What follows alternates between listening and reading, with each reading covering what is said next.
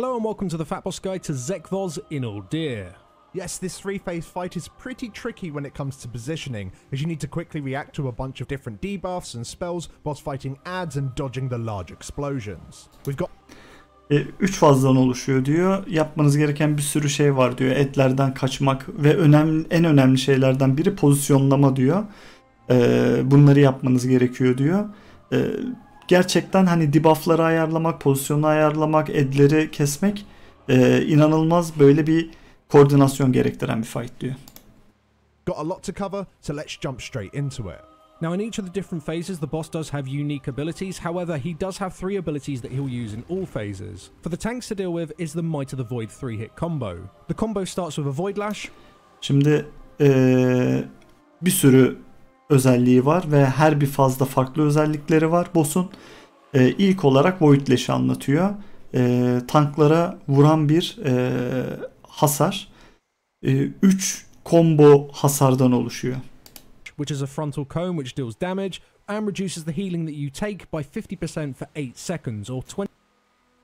Şimdi Void Lash bir frontal cone atak, magic damage vuruyor ve alınan healing'i %50 azaltıyor. 25% on normal mode. This is followed up by Shatter, which is a single target physical damage hit on the tank, which leaves another debuff which increases the physical damage you take by 50% for 40 seconds. And last ve bunu vurduktan sonra Void Lash'i ikinci bir şey vuruyor. Shatter vuruyor. Bu da başka bir dot bırakıyor. Fiziksel alınan hasarı %50 arttırıyor 40 saniye boyunca. Ve bundan sonra bir üçüncü daha vuracak. Lastly, the combo is finished with yet again another Void Lash. Ve üçüncü komboda da bir Void Lash daha vuruyor. There are 2 different ways the tanks can deal with this. You can have a single tank take the entire combo, just using large cooldowns, making sure that they are still healthy when the last Void Lash comes down, as they will now be immune to all healing for 8 seconds if you're doing it on heroic difficulty. Şimdi bunun 2 türlü yapabilir tanklar diyor. Birincisi bir tank bu 3 tane vuruşu da kendi alacak.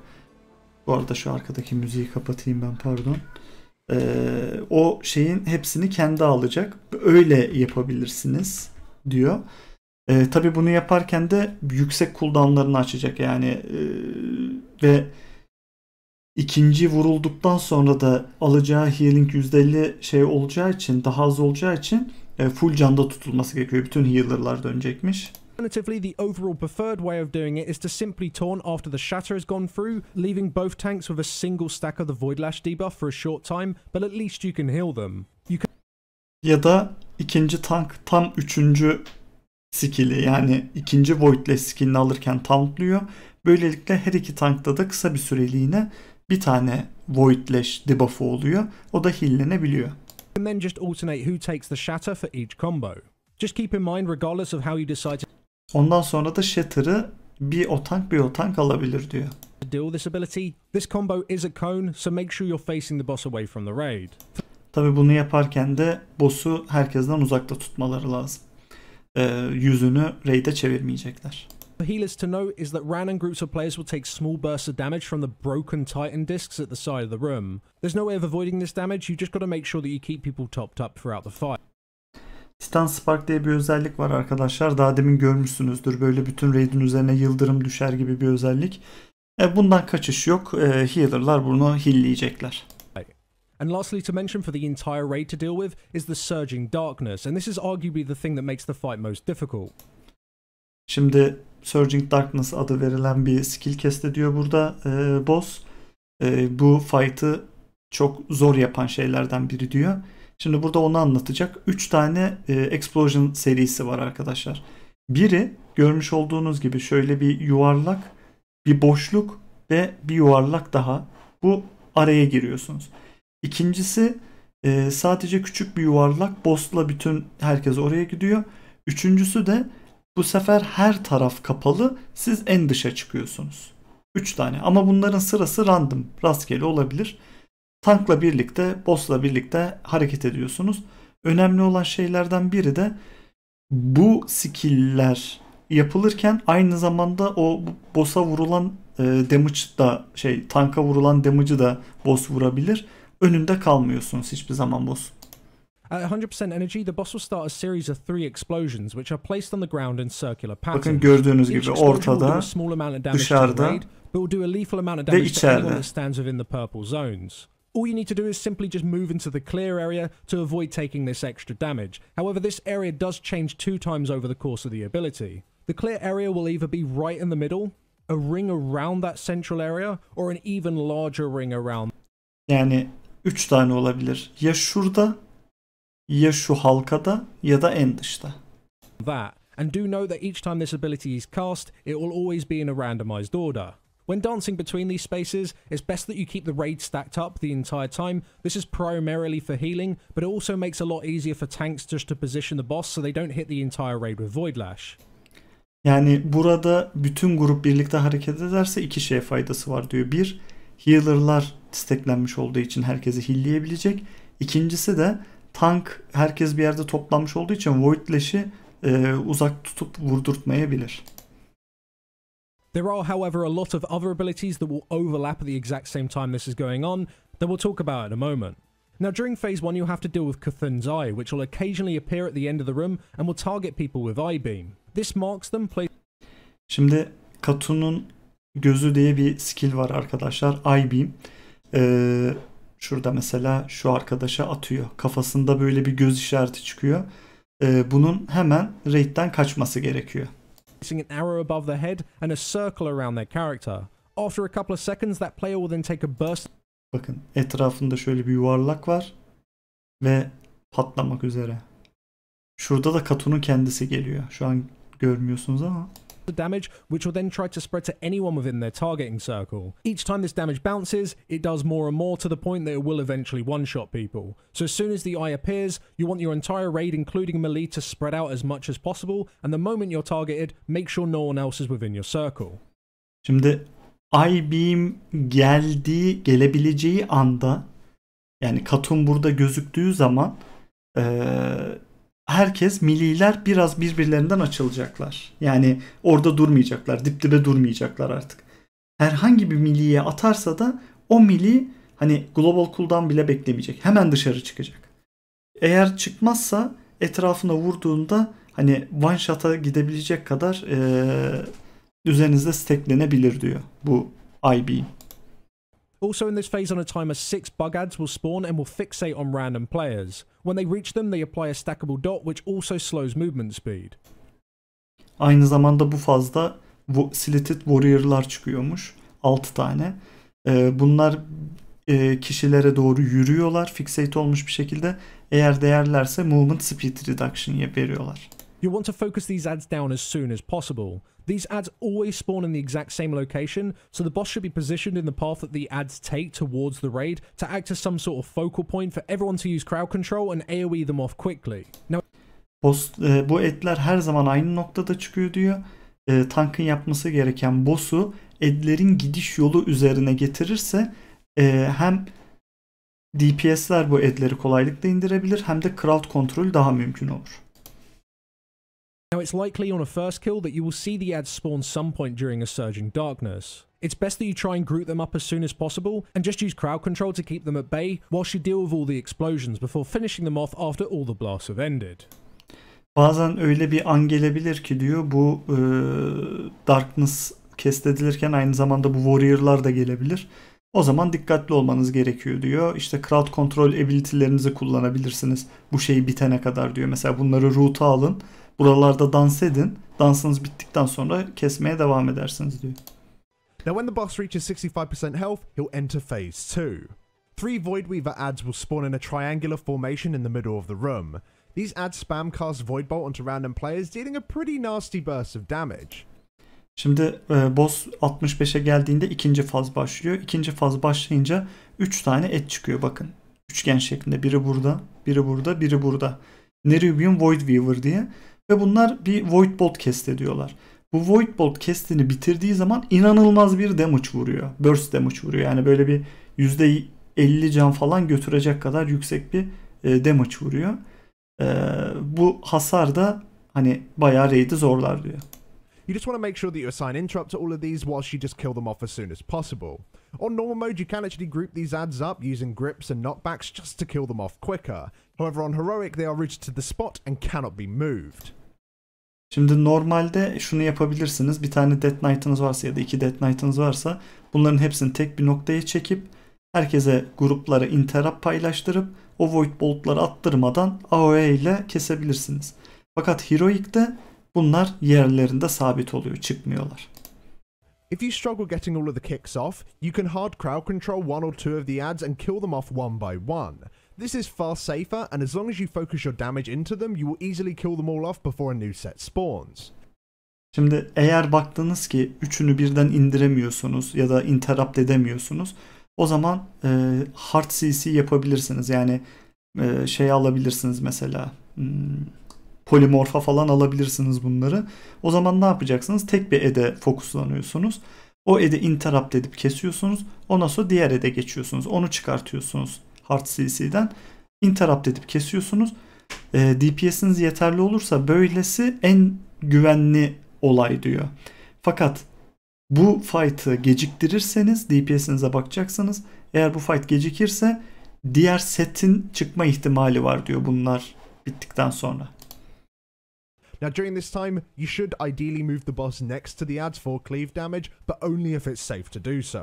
Also during this phase, burada boss'u yanlarına getirip cleave damage'a götürtebilirsiniz fakat o da biraz zor diyor yani yaparken. Çünkü yani voidlash atabilir, işte dikkat etmesi lazım, tank iyi pozisyonlaması lazım. Roiling Deceit debuffs will be placed on random players in the raid. These deal damage and spawn a cloud on the ground once the debuff expires. Ve bu fazla Roiling Deceit diye bir debuff da veriyor, bir dot. Bu dotu expire olmadan köşelere gidip bırakıyorsunuz. Bakın şu mesela bir dot almış, köşeye gidip bırakacak. Şurada da bırakılmışı var. Ama bu çok tehlikeli. Fight'ın sonuna kadar bu yerde kalıyor arkadaşlar. Kimse buna bir daha basmayacak. If a player runs into this cloud, they will spawn a Guardian of Yogg-Saron, which needs to be picked up by the tank. When this ad Eğer biri gidip de buna yanlışlıkla basıyor olursa Guardian of Yogg-Saron adında bir et spawnlanıyor. Diğer tankın onu alması gerekir.